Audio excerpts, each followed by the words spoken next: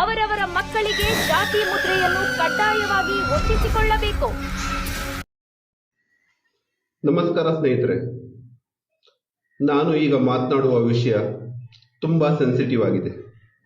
ಇದಕ್ಕೆ 10ರಲ್ಲಿ 9 ಜನ ಖಂಡಿತ ವಿರೋಧ ವ್ಯಕ್ತಪಡಿಸಬಹುದು. ಆದರೆ ಇದು ನನ್ನ ನಿಮ್ಮ ಸಮಾಜಕ್ಕೆ ಅಗತ್ಯ ಇದೆ ಅಂತ ಅನ್ಕೊಂಡು ನಾನು ಮಾತನಾಡ್ತಾ ಇದ್ದೇನೆ. ಕೇಂದ್ರ ಸರ್ಕಾರ, ರಾಜ್ಯ ಸರ್ಕಾರ ಎಲ್ಲವೂ ಕೂಡ ಜಾತಿ ಗಣತಿ ಹಾಗೂ ಜನಗಣತಿ ಅಂತ ಮಾಡ್ತಾ ಇರುತ್ತೆ. ಇವತ್ತಿನ ತಂತ್ರಜ್ಞಾನ ಯುಗದಲ್ಲೂ ಕೂಡ ಕರಾರುವಕ್ಕ ಲೆಕ್ಕಕ್ಕೋಸ್ಕರ ಕಾಲಕ್ಕೆ ಇದು ಮಾಡ್ತಾ ಇದೆ. ಮಾಡಲಿ, ಆದರೆ ಇದರಿಂದ ಯಾರಿಗೆ ಉಪಯೋಗ, ಯಾರಿಗೆ ನಷ್ಟ ಆಗ್ತಾ ಇದೆ ಅಂತ ಆಲೋಚನೆ ಮಾಡಿದ್ದೀರಾ? ಒಬ್ಬ ಪ್ರಜೆಯಾಗಿ ನಿಮಗೆ ಇದರಿಂದ ಯಾವ ರೀತಿ ಉಪಯೋಗ ಆಗತ್ತೆ, ಹೇಗೆ ಆಗ್ಬೇಕಿತ್ತು ಎನ್ನುವುದು ಏನಾದರೂ ನಿಮಗೆ ಗೊತ್ತಿದೆಯಾ? ಸರ್ಕಾರಗಳ ಬಗ್ಗೆ ನಾವು ಪ್ರಶ್ನೆ ಮಾಡಿದಾಗ, ಈ ಸರ್ಕಾರಗಳ ಬಳಿ ಇದರ ಬಗ್ಗೆ ಪ್ರಶ್ನೆ ಮಾಡಿದಾಗ ಅಲ್ಲಿ ಬರುವ ಉತ್ತರ ಏನಂತ ಹೇಳಿದ್ರೆ, ಇದು ಯಾರಿಗೆ ಸವಲತ್ತುಗಳು ಸಿಗ್ತಾ ಇಲ್ವೋ ಅವರಿಗೋಸ್ಕರ ಡಾಟಾ ಕಲೆಕ್ಷನ್ಗೋಸ್ಕರ ಇದು ಮಾಡ್ತೀವಿ ಅಂತ ಬರುತ್ತೆ. ಇದು ಎಲ್ರಿಗೂ ಗೊತ್ತಿರೋ ವಿಷಯ. ನಮ್ಮ ಭಾರತ ಸ್ವಾತಂತ್ರ್ಯವಾಗಿ ಇಷ್ಟು ವರ್ಷಗಳಾದ ನಂತರವೂ ಕೂಡ ಭಾರತದ ಪ್ರಜೆಗಳಿಗೆ ಸರಿಯಾದ ಸೌಕರ್ಯ ಸಿಗ್ತಾ ಇಲ್ಲ ಅನ್ನೋದು ಸತ್ಯ ಅಲ್ವಾ? ಹಾಗೆ ಸವಲತ್ತು ಸಿಗ್ತಾ ಇಲ್ಲ, ಕೆಲವರಿಗೆ ಜಾಸ್ತಿ ಸಿಗ್ತಾ ಇದೆ, ಕೆಲವರಿಗೆ ಸಿಗ್ಲಿಲ್ಲ ಅಂತಾದ್ರೆ ಇಷ್ಟು ವರ್ಷಗಳಿಂದ ಮೀಸಲಾತಿ ಆಗಿರ್ಲಿ ಅಥವಾ ಬೇರೆ ರೀತಿಯಲ್ಲಿ ಈ ವ್ಯವಸ್ಥೆ ಮಾಡಿರೋದು ತಲುಪಲಿಲ್ಲ ಅಂತಾದ್ರೆ ಇದನ್ನೇ ರಿಪೀಟ್ ಮಾಡ್ತಾ ಇದ್ದಾರೆ ಅಂತ ಹೇಳಿದ್ರೆ ಅದು ಎಷ್ಟು ಸರಿ?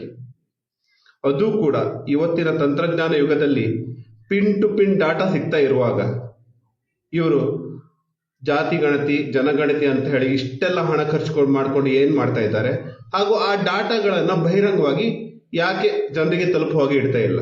ಬಹಿರಂಗವಾಗಿ ಪಬ್ಲಿಕ್ ಆಗಿ ಇಟ್ಬಿಟ್ರೆ ಯಾವ ಸಮುದಾಯ ಅಥವಾ ಯಾವ ಏರಿಯಾ ಅಥವಾ ಯಾವ ರೀತಿಯ ಜನರು ಇದಕ್ಕೆ ಸವಲತ್ತುಗಳಿಂದ ವಂಚಿತವಾಗಿದ್ದಾರೆ ಅನ್ನೋದು ತಿಳಿದು ಬರುತ್ತಲ್ವಾ? ಜಾತಿ ಆಧಾರಿತ ಮೀಸಲಾತಿ ಅಗತ್ಯ ಇರುತ್ತಾ ಅವಾಗ? ಜಾತಿ ಆಧಾರಿತ ಮೀಸಲಾತಿ ಕೊಡ್ತಾ ಇದ್ದಾರೆ. ಜಾತಿ ಆಧಾರಿತ ಅಂತ ಹೇಳೋದಕ್ಕಿಂತ ಅದು ಜಾತಿ ಗುರುತಿಗೋಸ್ಕರ ಇರೋದು, ಅದರ ಮೂಲಕ ಮೀಸಲಾತಿ ಕೊಡ್ತಾ ಇದ್ದಾರೆ ಅಂತ ಹೇಳಿದ್ರೆ ಎಷ್ಟು ವರ್ಷಗಳವರೆಗೆ ಕೊಡ್ಬೇಕು? ಒಂದು ಮನೆಯಲ್ಲಿ 4 ಜನ ಇದ್ದಾರೆ ಹಾಗೂ ಆ 4 ಜನರಲ್ಲಿ ಒಬ್ಬ ವೀಕ್ ಆಗಿದ್ದಾನೆ ಅಂತ ಹೇಳಿದ್ರೆ ಅವನಿಗೆ ಕಾಲಕ್ಕೆ ಅವನು ಇಂಪ್ರೂವ್ ಆಗುವ ತನಕ ಕೊಡ್ಬೇಕು. ಇಂಪ್ರೂವ್ ಆದ್ಮೇಲೆ ಇಲ್ಲ ನನಗೆ ಅವನು ಬೇಕು ಅಂತ ಹಠ ಮಾಡಿದ್ರು ಸಹ, ಅಲ್ಲಪ್ಪ ಡಾಟಾ ಮಾಹಿತಿ ಪ್ರಕಾರ ನೀನು ಇಂಪ್ರೂವ್ ಆಗಿದ್ದೀಯಾ ಅನ್ನೋದನ್ನ ತೋರಿಸಿ ಅದನ್ನು ನಿಲ್ಲಿಸಬೇಕು. ಇಲ್ಲದಿದ್ದರೆ ಉಳಿದ 3 ಜನರಿಗೆ ಅನ್ಯಾಯ ಮಾಡಿದ ಹಾಗೆ ಅಲ್ವಾ? ಸರ್ಕಾರಗಳು ತಮ್ಮ ವೈಫಲ್ಯವನ್ನು ಮುಚ್ಚಿ ಹಾಕ್ಲಿಕ್ಕೋಸ್ಕರ ಈ ಮೀಸಲಾತಿ ಎನ್ನುವ ನಾಟಕ ಮಾಡ್ತಾ ಇದೆ ಅಂತ ಅನಿಸ್ತಾ ಇದೆ. ಇದಕ್ಕೆ ನೀವು ವಿರೋಧ ವ್ಯಕ್ತಪಡಿಸಬಹುದು, ನಿಮ್ಮ ಅನಿಸಿಕೆಗಳನ್ನು ಹೇಳಬಹುದು. ಇದರಿಂದ ಏನಾಗ್ತಾ ಇದೆ ಅಂತ ಹೇಳಿದ್ರೆ, ಯಾರಿಗೆ ಕೊಡ್ತಾ ಇದ್ದೀವಿ ಅನ್ನೋದಕ್ಕಿಂತ ಮುಖ್ಯವಾಗಿ ಯಾರು ಎಲಿಜಿಬಲ್ ಆಗಿದ್ದಾರೋ, ಯಾರಿಗೆ ಅದು ಅರ್ಹರಾಗಿದ್ದಾರೋ ಅವರಿಗೆ ಸಿಗ್ತಾ ಇಲ್ಲ ಅನ್ನೋ ನೋವು ನನ್ನನ್ನು ಕಾಡ್ತಾ ಇದೆ. ಯಾಕಂತ ಹೇಳಿದ್ರೆ ಮೀಸಲಾತಿ ಅನ್ನೋದು ಸಿಗುವಾಗ ಯಾರು ಸ್ವಲ್ಪ ಕಡಿಮೆ ಇದ್ದಾರೋ ಅವ್ರಿಗೆ ಸಿಗತ್ತೆ. ಆದ್ರೆ ಆವಾಗ ಯಾರಿಗೆ ನಿಜವಾಗಿ ಸಿಗ್ಬೇಕಿತ್ತು ಅವ್ರಿಗೆ ಸಿಗದೆ ಇರುವಾಗ ನಮ್ಮದೇ ಸಮಾಜ, ನಮ್ಮದೇ ವ್ಯವಸ್ಥೆ, ನಮ್ಮದೇ ದೇಶ ಅಭಿವೃದ್ಧಿಯಲ್ಲಿ ಕುಂಠಿತವಾಗ್ತಾ ಹೋಗುತ್ತೆ. ಇದನ್ನು ನೀವು ಒಪ್ತಿರೋ ಬಿಡ್ತಿರೋ ನೀವೇ ಆಲೋಚನೆ ಮಾಡಿ ನನಗೆ ಉತ್ತರ ಕೊಡಿ. ನಮ್ಗೆ ಈಗ ನಾವು ಯಾವ್ದಾದ್ರು ಅಂಗಡಿಗೆ ಹೋಗಿ ಏನಾದ್ರು ತಗೊಂಡ್ ಬರ್ಬೇಕಾದ್ರೂ ಉತ್ತಮ ಗುಣಮಟ್ಟದನ್ನು ಆಯ್ಕೆ ಮಾಡ್ತೀವಿ. ಯಾಕೆ ಆಯ್ಕೆ ಮಾಡ್ತೀವಿ? ನಮ್ಗದು ಒಳ್ಳೇದು ಬೇಕು ಅಂತ ಹೇಳಿ. ಆದ್ರೆ ನಮ್ಮ ದೇಶ ಅಂತ ಬಂದಾಗ ಉತ್ತಮ ಗುಣಮಟ್ಟದ ಕೆಲಸ ಆಗ್ಬೇಕು, ಉತ್ತಮ ಗುಣಮಟ್ಟದ ತಂತ್ರಜ್ಞಾನ ಬೆಳಿಬೇಕು, ಉತ್ತಮ ಗುಣಮಟ್ಟದಲ್ಲಿ ಎಲ್ಲವೂ ಆಗ್ಬೇಕಂತ ಹೇಳಿದ್ರೆ ಅದಕ್ಕೆ ಅರ್ಹ ವ್ಯಕ್ತಿ ಇರ್ಬೇಕಲ್ವಾ? ಅದು ಜಾತಿ ಆಧಾರಿತವಾಗಿರ್ಬೇಕಾ, ಧರ್ಮ ಆಧಾರಿತವಾಗಿರ್ಬೇಕಾ, ಅಥವಾ ಬುದ್ಧಿಶಕ್ತಿ ಆಧಾರಿತವಾಗಿರ್ಬೇಕು, ಅವರ ಕೆಲಸ ಮಾಡುವ ಶಕ್ತಿ ಆಧಾರಿತವಾಗಿರ್ಬೇಕು. ಹಾಗಾದ್ರೆ ಇದು ಆಗ್ಬೇಕಾದ್ರೆ ಹೇಗಾಗ್ಬೇಕು? ಮೀಸಲಾತಿ ಕೊಟ್ಟಾಗತ್ತಾ ಅಥವಾ ಅರ್ಹರಿಗೆ ಅವಕಾಶ ಕೊಟ್ಟಾಗತ್ತೆ? ಕೊಡೋಣ, ಮೀಸಲಾತಿ ಕೊಡೋಣ, 5 ವರ್ಷ 10 ವರ್ಷ ಕೊಡೋಣ. ಅವಾಗ ಏನಾಗುತ್ತೆ? ಅವರಿಗೆ ಬೆಳಿಲಿಕ್ಕೆ ಅವಕಾಶ. ಇಲ್ಲಪ್ಪ ನಾನು ಬಡವ, ನನಗೆ ಆಗ್ತಾ ಇಲ್ಲ, ನನ್ಗೆ 5 ವರ್ಷ ಮೀಸಲಾತಿ ಬೇಕು, ನನಗೆ ಮೊದಲು ಶಿಕ್ಷಣ ಸಿಕ್ಕಿಲ್ಲ, ನನಗೆ 5 ವರ್ಷ ಮೀಸಲಾತಿ ಬೇಕು, ನನಗೆ ಮೊದಲು ಉದ್ಯೋಗ ಸಿಕ್ಕಿಲ್ಲ, ನಾನು 5 ವರ್ಷದಲ್ಲಿ ಡೆವಲಪ್ ಆಗ್ತೀನಿ ಅಂತ ಹೇಳುವವರಿಗೆ ಸರ್ಕಾರ ಅಂತ ಸವಲತ್ತುಗಳನ್ನು ಕೊಡ್ಬೇಕಲ್ವಾ?